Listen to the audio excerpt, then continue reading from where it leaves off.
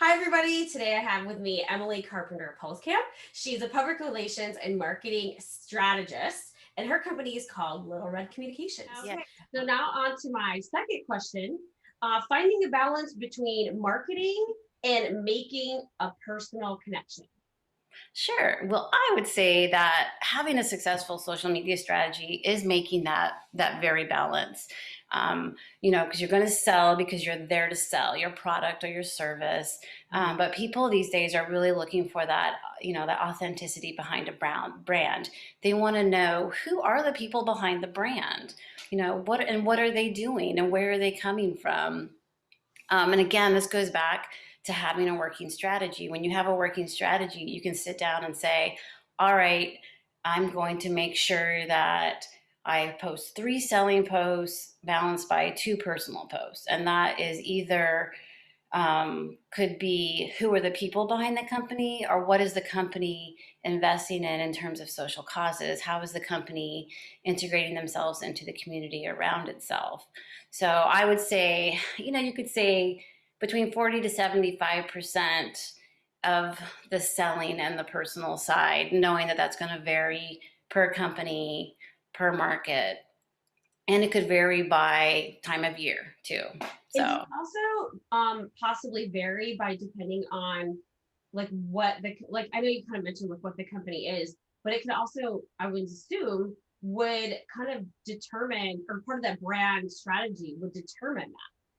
Like are they, are they really about that personal connection, or is it something else that really tells that brand story? yeah, absolutely. I mean, you're definitely going to go back to, what are your business initiatives?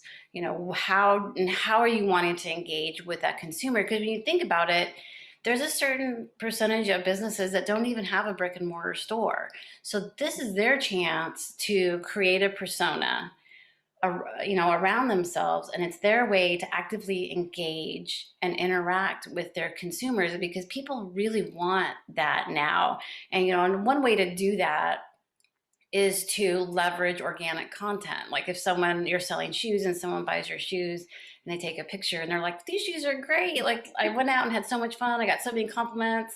um, Use that and tag that person because that it creates engagement. Like their brand story, like when you're talking about shoes, I always think of Tom's.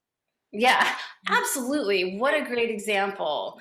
They do an amazing job of balancing the selling and the personal story that, it's the consumer's personal story even. It's not even theirs. And then they have a social cause part of it because a certain percentage of their shoes goes to a nonprofit.